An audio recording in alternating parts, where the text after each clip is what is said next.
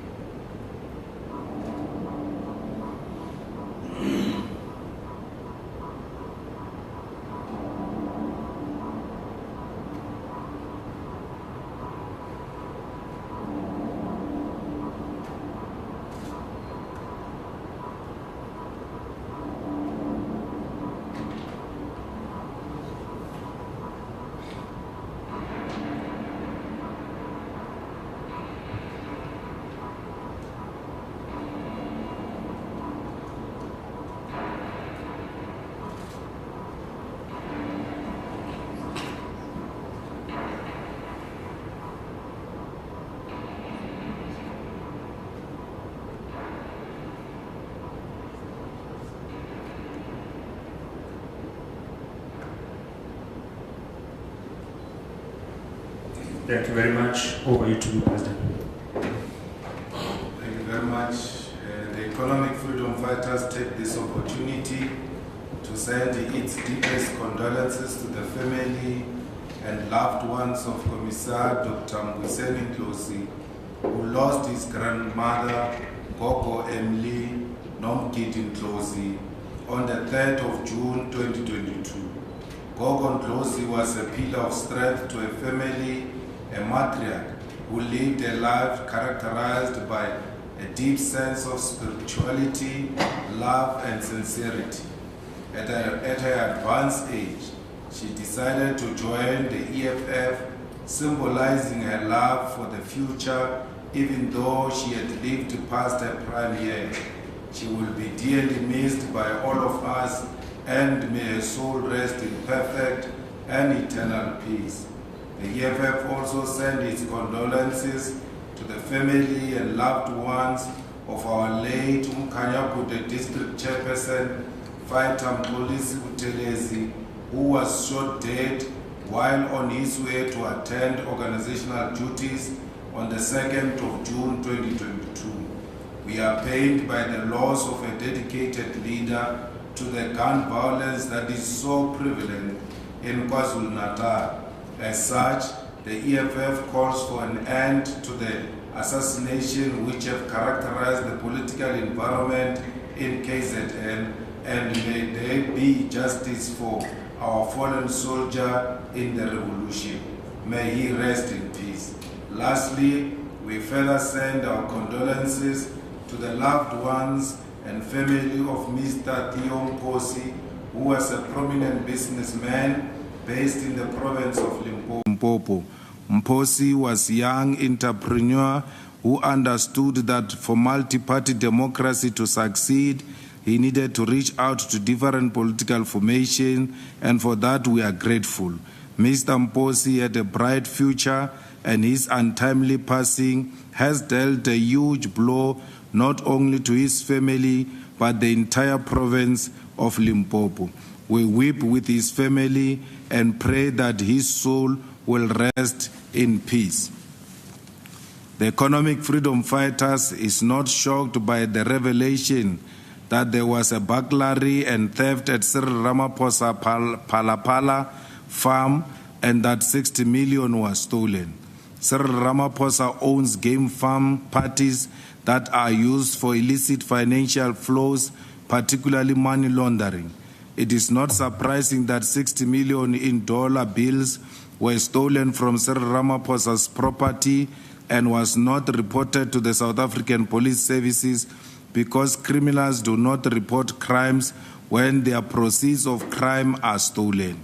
As things stand, the President of South Africa is accused of engaging in terrorist and vigilante method of interrogation and subsequently defeating the ends of justice by bribing those who are victim to his criminal action.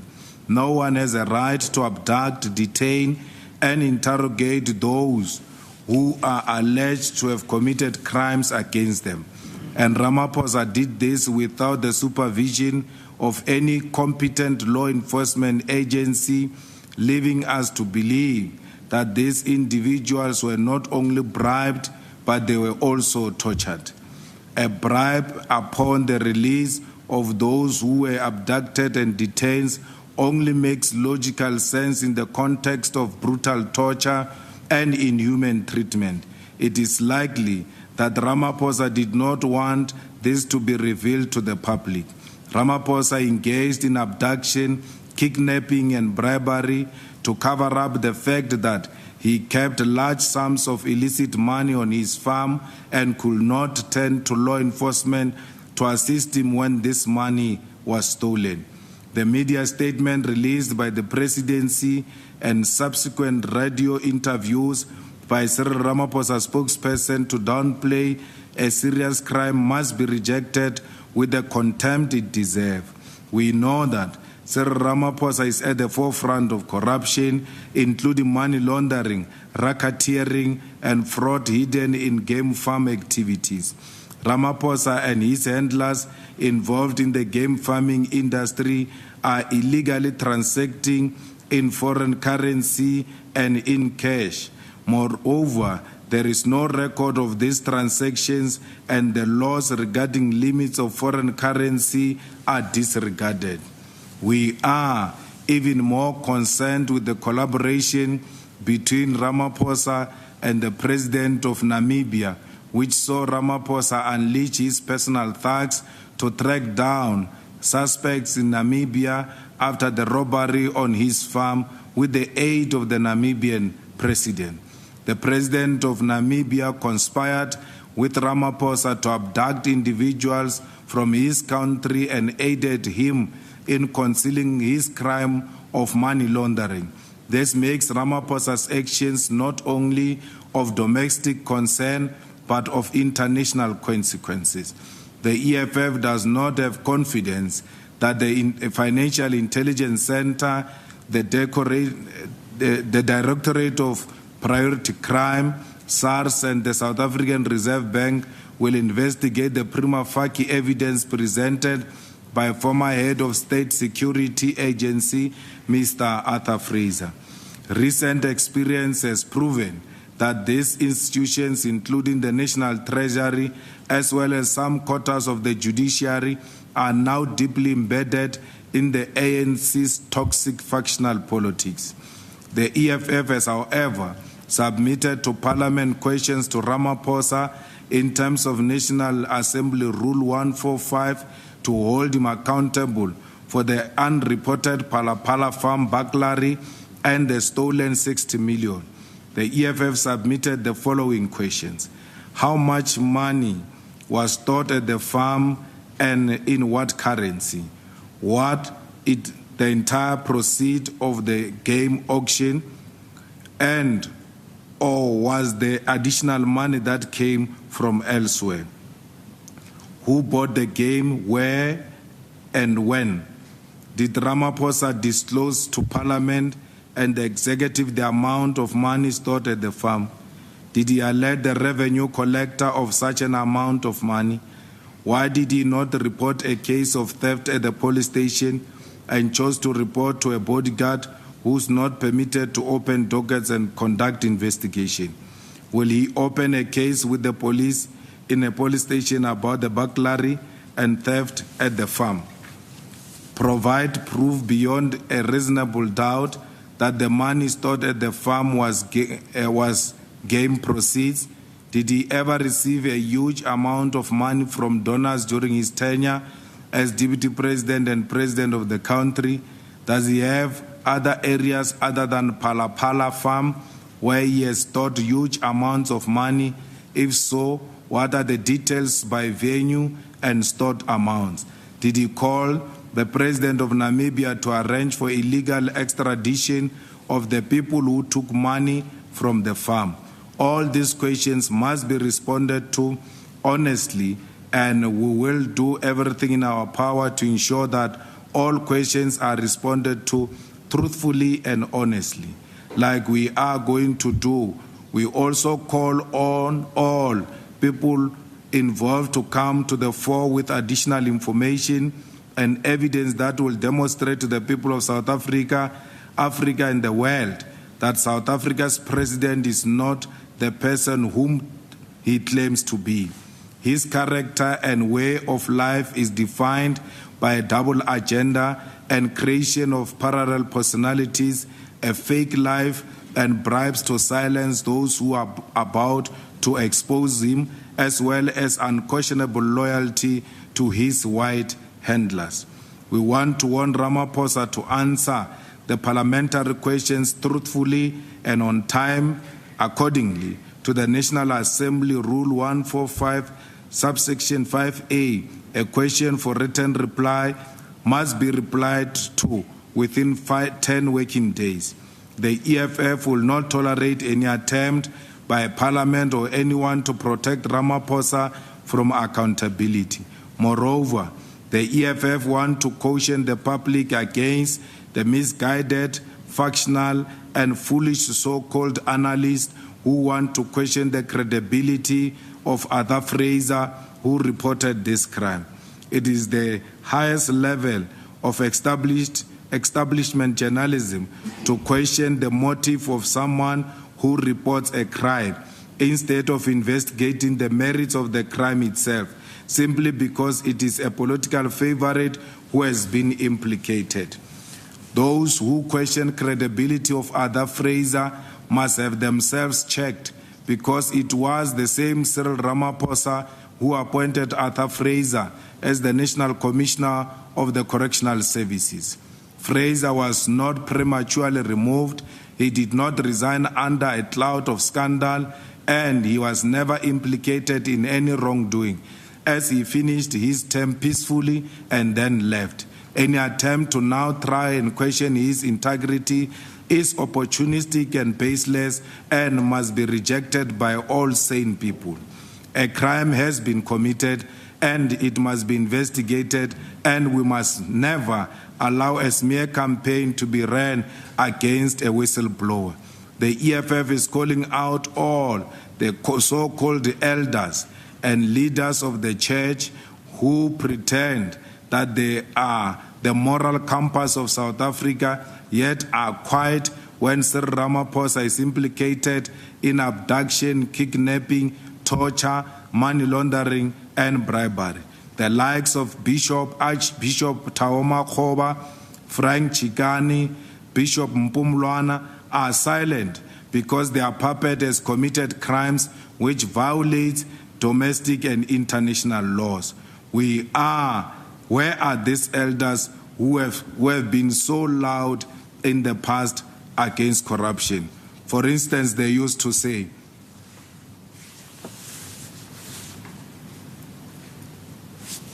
volume. Who have joined your party, not to serve common good, but to enrich themselves, act with impunity. Their attitudes are debilitating, life-drenching. Their attitudes are life-degrading.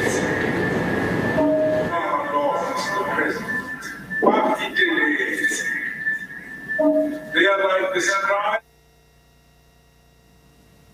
At this time in the history of our country, we must draw a line in the sand and say anew,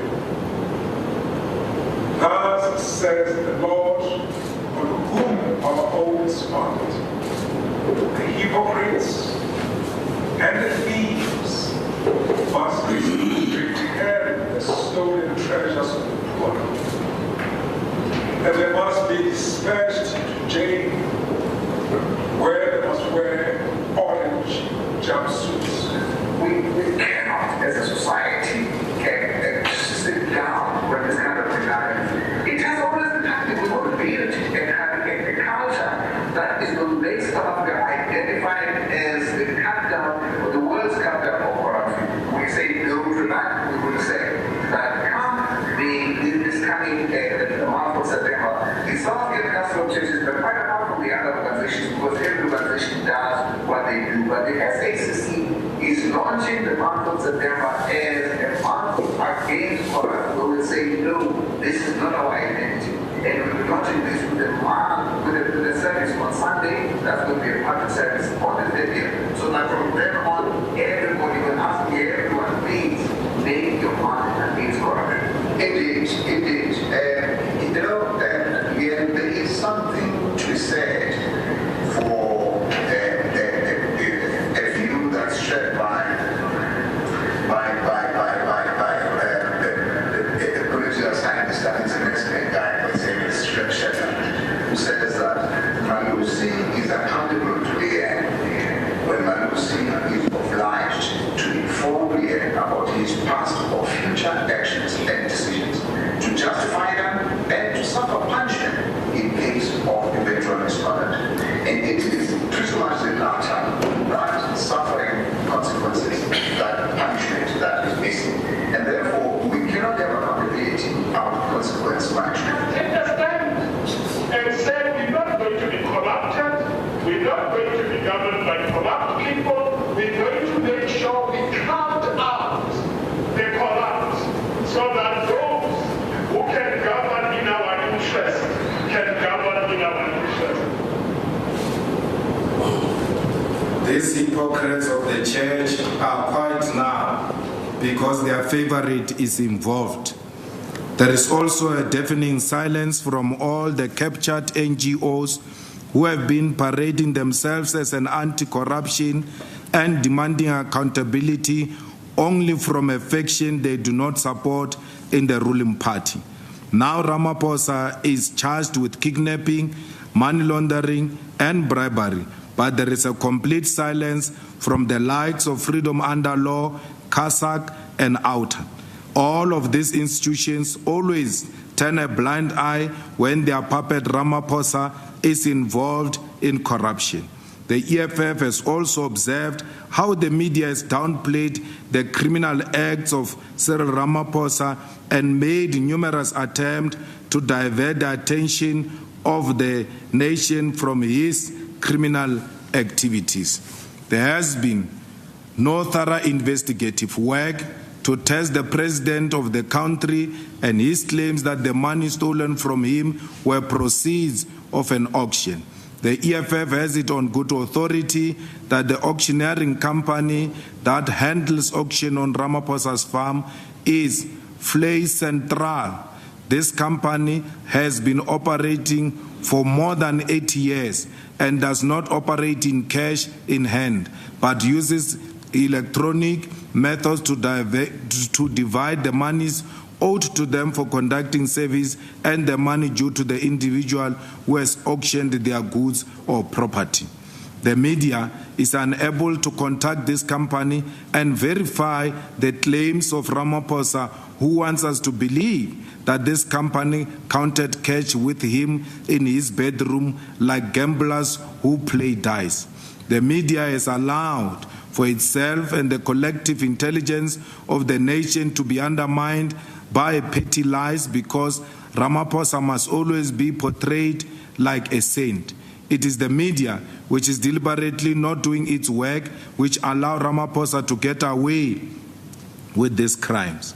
The EFF also has it on good authority through informants within the police that there is a pressure on the police in Wombat to backdate dockets and affidavits in order to corroborate the lies Ramaphosa is told about his bodyguard opening a case. This means that Ramaphosa has already begun meddling with this matter, on top of the fact that as a state president, he occupies a position which will make police reluctant to investigate this matter because it risks their employment. Ramaphosa has had a duty to disclose to the nation that he had been robbed as a man who should uphold the Constitution and be transparent with the people of this country. In the same way, he is duty-bound to tell the nation about his well-being and health. Ramaphosa ought to have told the nation that he was a victim of crime. He did not do this because he was concealing his own criminality, and he will continue to do so in order to avoid accountability. The president and his confused communication team are unable to take the nation into confidence and undermine us all with lies and concocted stories because they want to justify Ramaphosa's thuggerish behavior.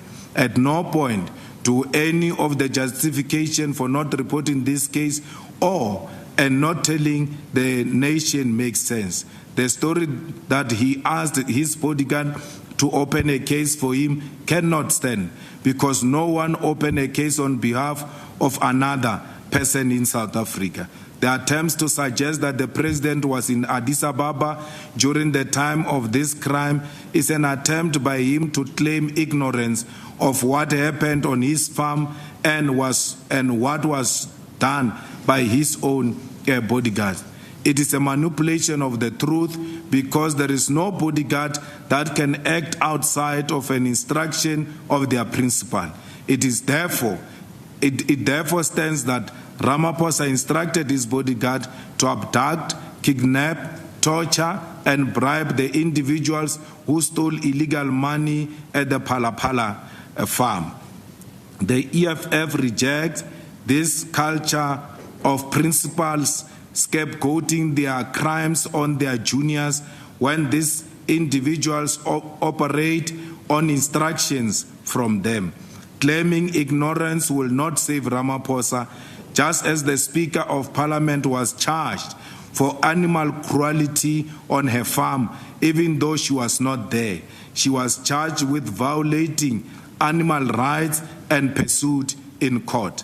The President of South Africa violated human rights by abducting, torturing, and bribing suspects and subjecting them to his own law and not an independent judicial process.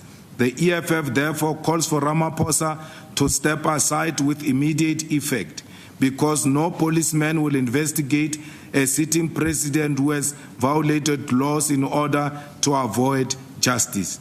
Ramaphosa has established himself as an individual who will go to a great length to avoid accountability, and he's continued to stay as a president while this matter is being investigated will jeopardize this case. The EFF has also assembled a legal team which will be led by Advocate Tembeka Ngugaitobi to look into the constitutional provision to have Ramaphosa step aside. The integrity of our nation is at stake, and the EFF will use all of its power to ensure that Ramaphosa pays for the crimes that he has committed in this country. Ramaphosa has portrayed himself as an anti-corruption crusader who has the divine right and entitlement to arrest and imprison everyone who is opposed to him as an individual and to the word capitalist establishment. No one, and absolutely no one in South Africa, should stand by and watch when a head of state undermines the rules of law and does as he wishes because he believes he is protected by the system. We know there are elements in the criminal justice system that are hell-bent on protecting Ramaphosa at all costs and will never be part of such nonsensical arrangement. This country will not go anywhere if we continue to have a certain rules and laws for some people and certain rules and laws for other people. The laws must treat all of us equally, and Ramaphosa must be held accountable. We also demand that all institutions of the state, including the Financial Intelligence Center, the Hawks, the National Prosecutions Authority, the South African Revenue, the South African Reserve Bank, as well as all the entities and institutions, pay attention to this case and reveal for all what has happened under Cyril Ramaphosa. We also call on all employees of the state at whatever level, from whichever profession, to never ever agree to collaborate with Ramaphosa's agents to tell lies and mislead our country. The police, bodyguards, workers in SARS, South African Reserve Bank, FIC, Home Affairs, and all institutions never ever allowed to lay down your lives for a president who has never done anything to improve the lives of the people. You cannot sacrifice yourself in defense of a Ramaphosa who few months ago was retrenching farm workers in his farm when he had millions of dollars hidden under mattresses and couches. We further call on all political parties and members of parliament to be vigilant and act in defense of the rule of law. We have, as lawmakers, been condemned before for doing nothing when a criminal syndicate was turning state institutions into personal self-enrichment possessions, and we cannot allow it when Ramaphosa is doing exactly the same thing. If Ramaphosa refuses to step aside to allow open and transparent investigation to take place, the EFF will then mobilize many sectors of society to stop recognizing him as a president of the Republic and will not permit him to perform any presidential functions. We have the capacity to do so and will do it in defense of the rule of law. We are not factionalists of any political organization who can be bought with illegal money into silence. Enough is enough. Ramaphosa must step aside. I thank you. Thank you very much, President. We'll now take questions from members of the media. We can start on this side of the room. 1, 2. Any questions on this side? Let's take those 2 questions for now and we'll move forward like that. Thank you very much. Number 1. Thank you for the opportunity. Please state your name and media house. No, we can't, man. Mawande from the Sunday Times.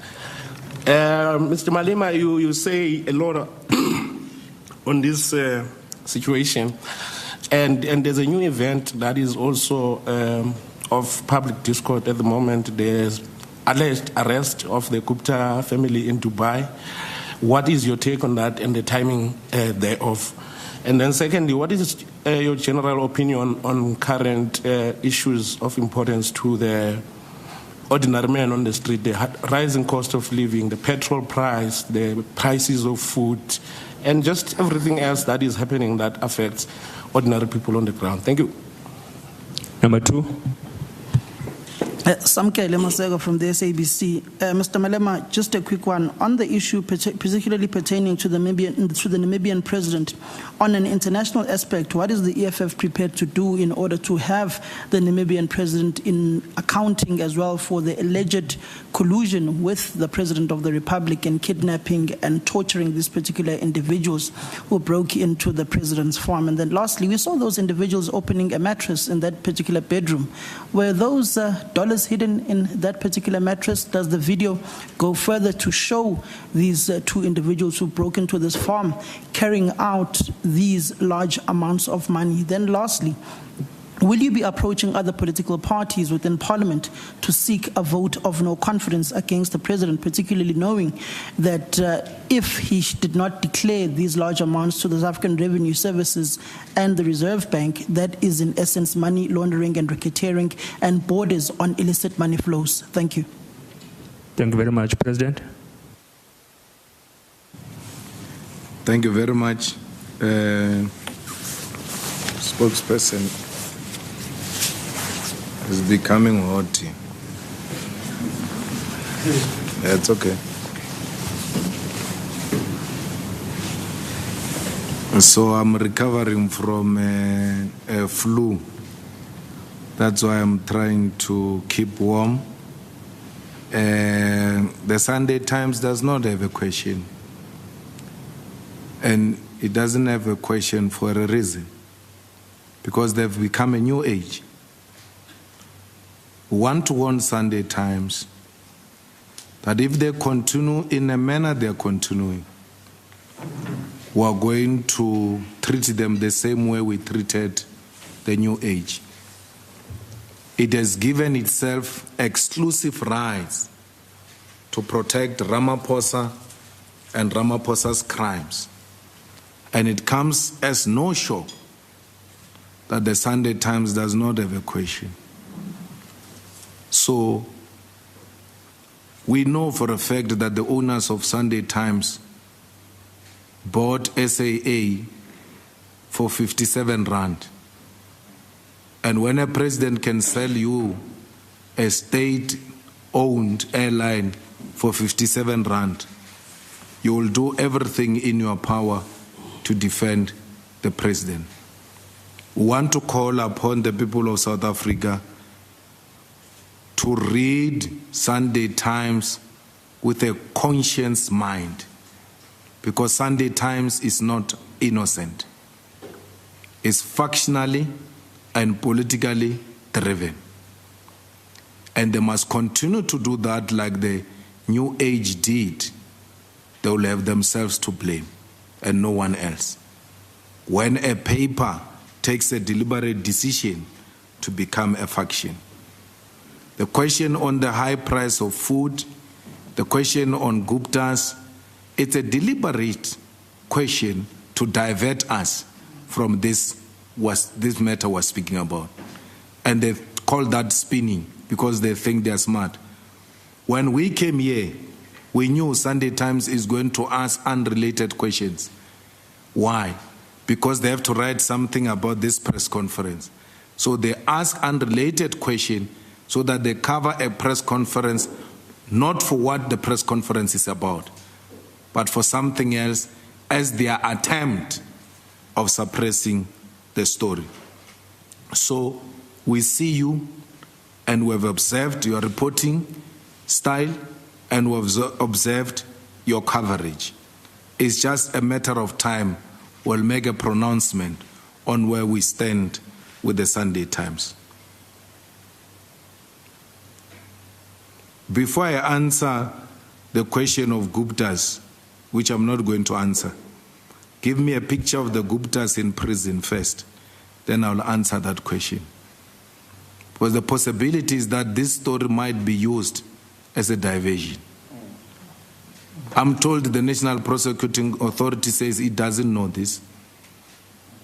And therefore, I'm not going to entertain a diversion and the spin of the state. The state went to write its own letter and send it to a DG in the presidency and took their own bullet and put it there. When South Africa refused to buy that story of intimidation of a DG as a diversion, then Guptas are arrested because Guptas must be a diversion. We are not interested in that. We are interested in the president being held accountable. High food price is exactly because there is no leadership.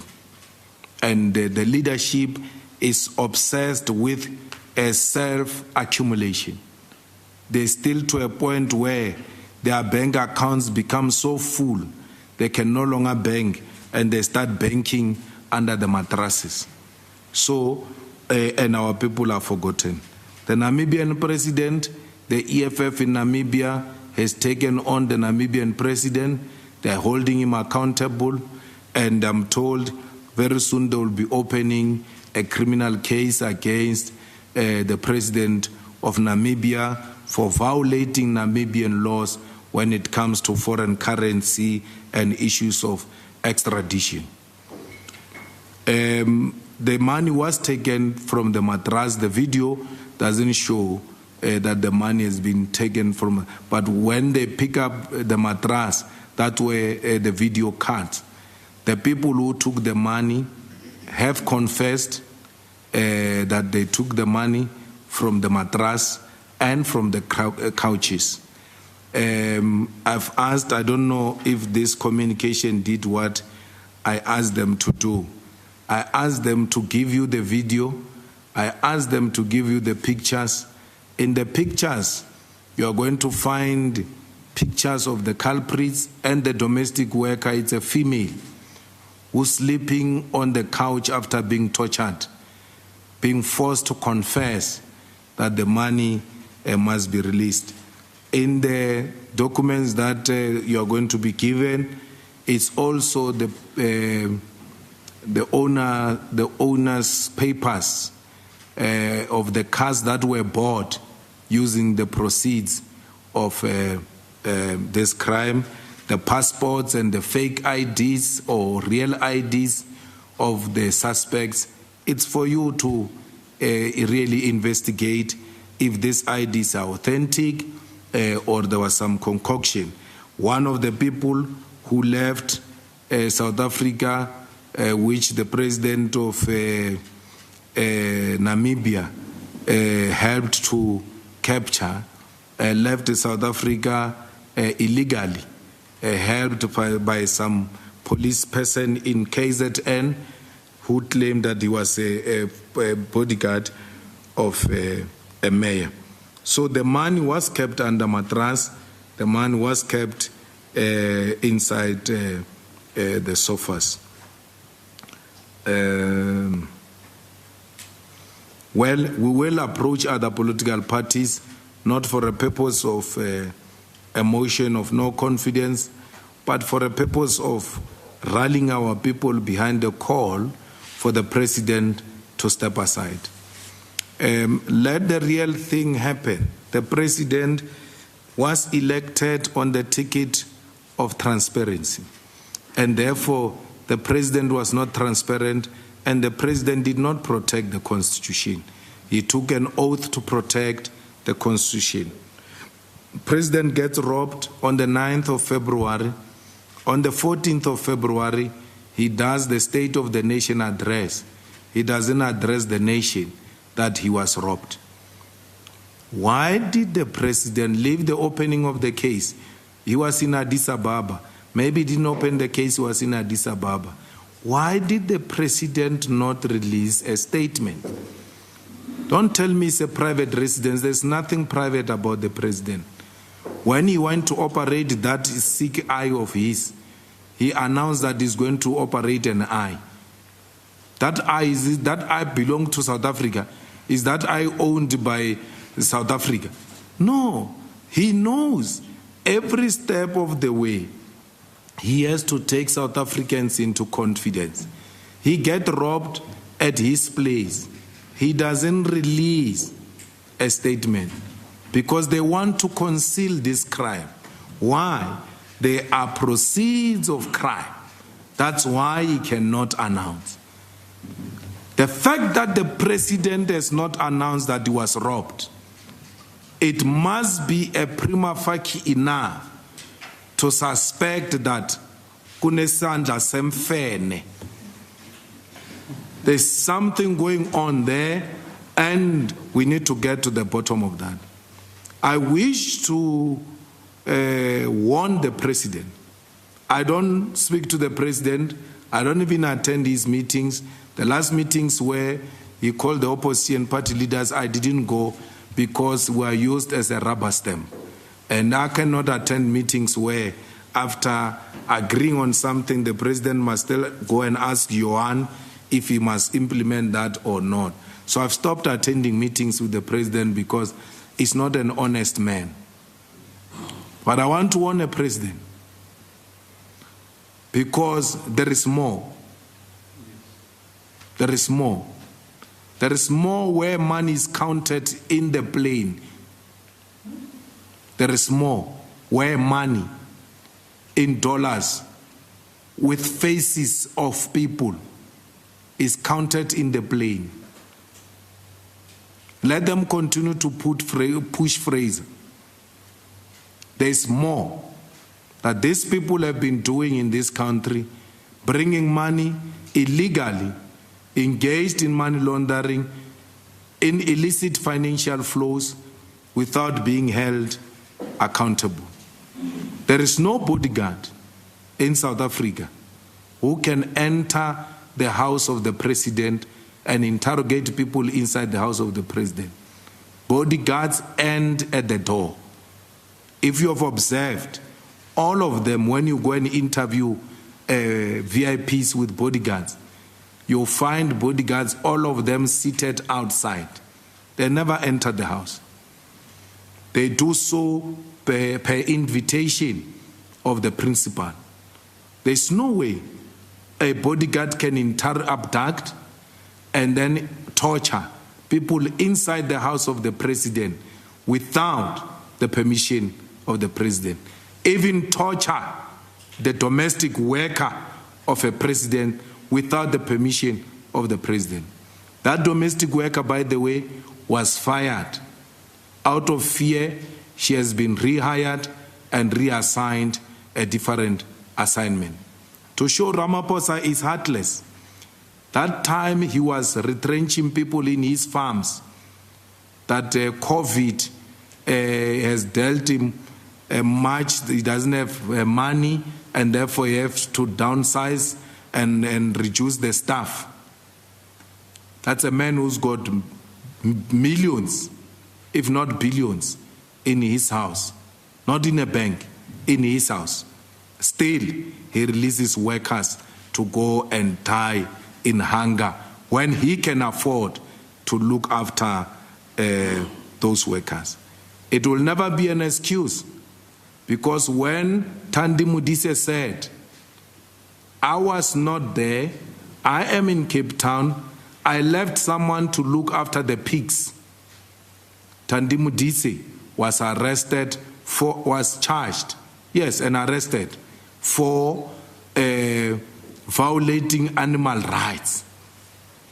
She was not there. She said, I was not there. The same way Ramaphosa says I was not there. Animal rights. She stood trial. She was pursued. Thandi Modise. Today, this is not animal rights. It's human rights being violated in the house of the president. And we've got analysts who say, no, the president didn't do anything wrong. When a speaker was charged not being there and animal rights were violated in her farm. Today, human rights are violated in the farm of the president through the instruction of the president. There's nothing wrong that the president has done. There is this retired constitutional judge, Yakub. That guy, God hasn't punished him enough. That guy, God must punish him enough to the grave. He must just suffer all his life. We don't deserve such a person amongst us. Because you have the whole Constitutional Court judge so prepared to defend crime in the name of Ramaphosa. Because Yakub is perhaps a beneficiary of the banking system, of white monopoly capital. Because all of these people, these bishops who are talking here, the men of cloth, they are on the payroll. All right, and so we come out of that press conference of EFF leader Julius Malema. I think it is also playing on our SABC YouTube channel if you'd like to continue watching it. He's calling for President... He must do another video. If he's a real man of cloth. Otherwise, Methodist Church must start looking at him and his position differently. Why are they so loud when it is a person belonging to a different faction of Ramaphosa? But when it is Ramaphosa and his people, video,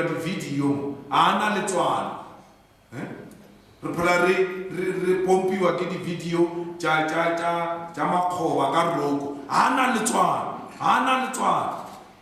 mara he will never say that about Cyril Ramaphosa, and then he calls people hypocrites when he is a hypocrite himself. Why is Makgoba quiet? A woman has been tortured, a woman has been harassed by men who are well trained, torturing her to confess that she knows about the stealing of the money. But Makgoba and them are quiet. Outer and all of them are quiet. The so-called corruption bastards, all of them have nothing to say. Zweli Mkhize resigned without being charged. Why? The allegations were serious. He resigned without being charged. Why is Cyril Ramaphosa not stepping aside? Because the allegations are serious. Why is Zweli Mkhize being treated differently from Cyril Ramaphosa? Is it because he doesn't belong to Cyril Ramaphosa's faction? Is it because he's a threat that he may stand as a president of the country? This country must start taking itself serious and treat everybody equally. Otherwise, Makgoba, Mpumlwane, Frank Chikane, Kasak, Outer, Freedom Under Law, and the rest of them, they are not worth being listened to. If they want to be listened to, they must treat everybody the same. We do not rule a possibility of a shutdown to demand that the president must step aside. We don't want the president to address the budget on Thursday. The budget must be addressed by the deputy president because the president must be at the police station explaining himself. Parliament is not a place of criminals. Parliament is a place of honorable members, and therefore the president shall be treated the same way we treated the president who disrespected our constitution. Ziakalamaj. Thank you very much, President. Let's have another round of hands. 1, 2, 3, 4. That's the last round. So if you have any question, you must ask it now or forever hold your peace. Number one. Some care from the SABC again. Mr. Malema, on the issue of the Guptas, the police abroad have released a statement saying that they are in custody and they are liaising with the authorities in South Africa in order to extradite them to the country to face their crimes of money laundering and racketeering. What do you have to say about that, as it's not a diversion? It's just a question on my part. And then on the issue pertaining to the president, why use ANC terminology of step aside instead of step down?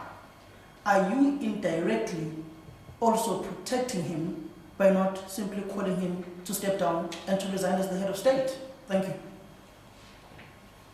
Number two. Malita Tani from Newsroom Africa. Mr. Malema, are you able to share with us where you obtained that video, and coming to you basically denouncing the authorities and law enforcement, why are you not confident that they would be able to deal with Ramaphosa? And coming to the type of president that we have, how concerned are you as the EFF with how, looking at the trajectory of how he has handled this whole matter? And lastly, the ANC says that he will be presenting himself before the Integrity Commission. Do you think that the ANC will be able to hold him accountable? Because we know that with the history of the Integrity Commission, most are able to get away with the matters that have been reported to them. Number three. Mr. Malema, Tatleo Sohoto from Kaya FM. You did touch on this, but I just wanted to, on the church leaders in particular, being quiet about the matter. Why is it, I guess, from your perspective, the silence of the church leaders particularly worrying? Is it because of their reach to the masses, so when they condemn or condone something, people are likely to hear it? Is this why you're pressing that they should be more vocal? And I guess my colleague Mbali also asked my question around the Integrity Commission. Do you have faith in that at all? Last one, number four. Sure. Mr. Malema, it's Mohan again from the Sunday Times. We'll speak about your shots at us privately, but it's fine. In any event, I think I also touched on this question about the source, your source of this particular information. But to take that question even further, you go on to say there is more that you say you know about, and but you are not revealing. You open a case about the more, and if you are not going to make any action about the more that you know that some of us are not privy to, are you not exactly what you are accusing the president of, to know of a crime and not reported PRECA issues? Are you not in contravention of PRECA in that regard? And then, secondly, to emphasize the point that Pascal was making about the step aside, what is that? Maybe you must explain to us, what do you mean you must step aside? And also, if the investigations go on, can be either whether it's found guilty or it's not found guilty, what must happen going forward? Well, let's say if the negative is true, if he's found to have contravened some law in our constitution, what must happen to you to believe that Kitima Buza is the right man to rise up to that position? Thank you. Thank you, President. Thank you very much. I don't want to dwell much on the Guptas because some you need to ask the question, why is Duduzane not arrested? Why are there no charges against Duduzane, who facilitated the Gupta corruption? Because this guy, the former deputy minister, Mkebisi says he was called by Duduzane to go and see the Guptas. I was called by Duduzane, by the way, myself. Yeah, facilitating a meeting with the Guptas. And I said, no, if you want a meeting, you're going to call a voice and convene in a formal meeting. You can't call me on my phone after I spoke in Rustby and denounced them. He called me. So that was his job. This is the guy who has been facilitating for the Guptas to get in. But he's not charged. If anything, Duduzane enters South Africa, leaves South Africa to Dubai, like there's nothing. So, when you arrest the Guptas, then you have to say to them, this is what we're doing, and an emblem of you doing this is this. But that guy is not captured. And Duduzane, rightfully so, has challenged everyone who wants to speak nonsense about him that I'm here. I have not run to Dubai. Why do you say I'm the one who has been doing all this wrong thing, but I'm not arrested? So the Gupta story, the international police can release a statement, but it's an interesting story that I will want to see the Guptas in jail, and I will want to hear that they are being brought to South Africa to be prosecuted here. We were central in exposing the shenanigans of the Guptas. And I forgive you if for the first time you had the word step aside from the ANC. But I take it you did English at school, and this word was used more often before it became fashionable with the ANC. And therefore it is not an exclusive word that should be used by the ANC. It's a concept that we too can use. All we say is that the president must take a leave of absence to allow the investigation to take place. Guys, come on. A career policeman investigating a sitting president and doing that without fear? It's not possible. A career prosecutor prosecute the sitting president without being scared. Zuma said there, as a president, with all these things that they are charging him with, being there, they couldn't. They had to wait for him to leave office for them to charge him. Cyril said he's got nothing to hide. Cyril says he's transparent, he will protect the constitution. Let him take leave of absence so that we use a correct terminology for Samkelo to be comfortable, that we are not borrowing from the ANC. But it means the same thing. Step aside, allow police do their job without being scared. So when you step aside, you even give the investigating officers some confidence that no, at least he is on leave, he won't intimidate us. I think it's the right thing to do.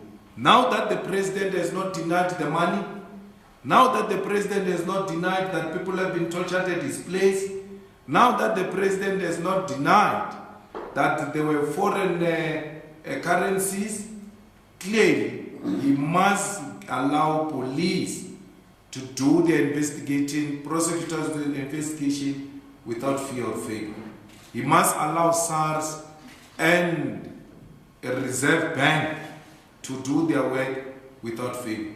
No one at SARS, no one, with so much prospects that the guy may come back, you break that type of an attitude to go and investigate that person. There's no way. So we're simply just saying, please, let's be honest, there won't be a free and fair investigation if the man is in office. If he's cleared, he will come back to office. If he's not cleared, he will wear overalls in Makhuba's language. We want to hear Makhuba saying he must wear overalls. You know, the media is very interesting because when it favors you, you don't reveal your sources. But I must reveal my source. I can't reveal my source. I'm telling you, I've seen this video, and you can't accuse me of concealing crime. Because remember, we're dealing with intelligence here. We're dealing with intelligence and counterintelligence. We're dealing with information peddlers and all manner of things. Any information that comes to me, I have to verify it before I can share it with the nation. That which I've shared with you, no one can deny. No one can deny. So, the video was placed before me, and I refused to take it because I said, for as long as the source of the video cannot come and corroborate the facts, then I'm not getting involved. The source is still committing to come and confirm to me that this was sourced from him and these are the stories. And you know what is interesting in all these videos and investigations is white people. Yeah? All of this is being supplied by white people. So, and that's why it even makes my job even more difficult. Because I have to verify and verify. So, I'm saying to you, and Fraser doesn't play. Fraser is not a populist. He's a career spy. Fraser seeks no limelight. Fraser doesn't easily conduct interviews. But once he says, we can go, you must know his story is verified and confirmed. He's the most credible and reliable figure than that one who wrote the article that Fraser doesn't have qualifications. It's a guy, a white guy, who was caught drunk in Jack Paul. Fraser is more credible than Jack Paul. So you have no business whatsoever to question Fraser. Well, we may not have full confidence in the law enforcement, but we have no option because those institutions are created out of our constitution.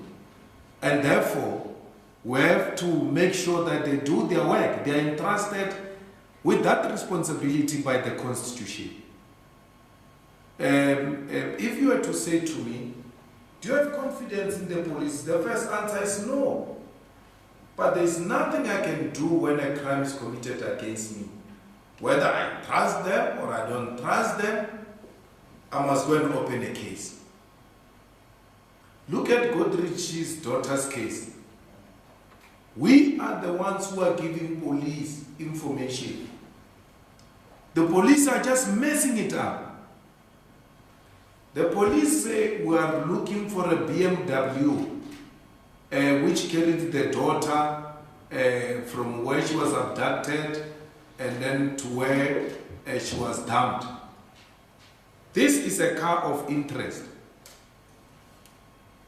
There is a guy in Nelspruit where the daughter was dumped. What is that area called?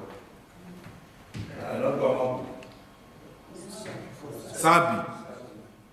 There's a guy with cameras there at Sabi. Every intersection, everything. The police work with that guy, they know him. They give him all the cars of interest. They don't give him this BM. When they talk to us, they say, there is this BM of interest. They don't give him. 2, they don't give him a Kumbi of Lukele as a car of interest. Lukele's car, Kumbi, there was a blood in it. But it is not given to the cameraman as a car of interest. This BM, so-called BM, Lukele moved his Kumbi and parked it at the garage.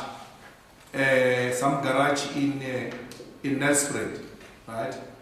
This BM always go and check if the kumbi is still fine. Goes park there for a few minutes and leave. This is the kumbi where they found the blood. Now, we take the number plate and the kumbi to that guy in Sabi and say, man, there is this car of interest. Can you please check it for us? It didn't take 15 minutes. The guy comes back, says, this car comes from Sabi. I can see it getting out of Sabi between 12 midnight and 1 a.m. The same day the child was found. This guy gives us a video of the car coming out of Sabi. Police never asked. The car that they found the blood in, they never gave to that camera guy to check it on cameras because it's a car of interest. Sloppy and useless as they are, what do? There's nothing we can do. We have to tell them, here's the story, here's the lead. Why didn't you tell them this car is a car of interest, this and that? Because we still have apartheid police who believe in scope and donor. It's not a lie that those comrades, those fools were beaten in Godred's child's case. It's not a lie, they were beaten. Scope and donor by apartheid police. They don't have sophisticated latest means to find information without beating up anyone. Now they want to mess up a good case. Because even the person who confessed now says I was beaten. But he has not confessed only to the police, he confessed to the Sango and said, I can't sleep, you must cleanse me. The Sangoma is there to confirm that. You don't need anything as some girl. You just need to check, was Hillary's phone ever close to this phone of all the suspects? Once the answer is yes, then they are persons of interest. If Floyd is a suspect, the way they wanted to put him in even when he was not there, you just check Floyd's phone. Has Floyd's phone or Floyd's protectors been anywhere close to the phones of all persons of interest? If the answer is no, then you are wasting time, it's useless. So, police may be incompetent, but were required by law to report to them. Hope they will do something. The same thing with SARS. It works in a political manner. It has got individuals who are targeted, and if you are not targeted, you are a blue-eyed boy like in Ramaphosa, they will never investigate you. But we must still report to SARS that we think Ramaphosa has violated the Tax Act. We must still report to Reserve Bank that we still believe Ramaphosa violated the thing. Integrity Commission only works if it rules against those they don't want. If the dominant faction doesn't want you and Integrity Commission rules against you, then they will deal with you. But if they like you and the Integrity Commission rules against you, they don't release the report of the Integrity Commission. They suppress it. So it's a useless exercise. So we shouldn't even be shocked if the Integrity Commission clears him. No, the church leaders have got no more say than anything. We are in a democracy where all voices matter. We didn't only mention the church leaders, we also mentioned the NGOs that speak selectively only speak when it's a person they don't like. So when such opportunity presents itself, we must expose it. Because if we don't, then we allow them to be hypocrites unchallenged. So we need to take them on, because we cannot allow a situation where the church treats us differently. If the church starts treating people differently, especially an archbishop treats people differently, then the church has lost its meaning in society. And therefore, it must be treated the same way we treat a factionalist. So it shouldn't be that when it's Ramaphosa, we are quiet. When it's Malema, we speak a lot. If this man was found in Malema's house, what was going to happen? Even if Malema was not there, he was in Mozambique, he must know. He ought to have known. He ought to have reasonably know that there was money there. But because it's Ramaphosa, you treat it differently. We're not going to allow that. Fellow South Africans, we gave Ramaphosa a chance to prove himself. He has dismally failed. We will treat him the same way we have treated Zuma. He must leave the office with immediate effect because he has not respected his oath of office.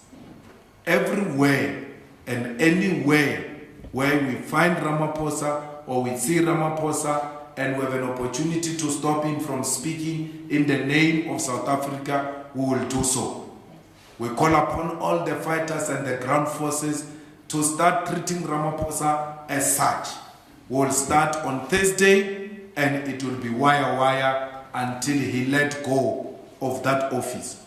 That office must be occupied by a man of integrity, not a hypocrite, not a man with double personalities. In front of cameras, he's something else, and behind cameras, he's buying silence of girls not to speak. We will not allow that. We will not allow the president who lives a double life. Thank you very much. Thank you very much, President, and the press conference is concluded.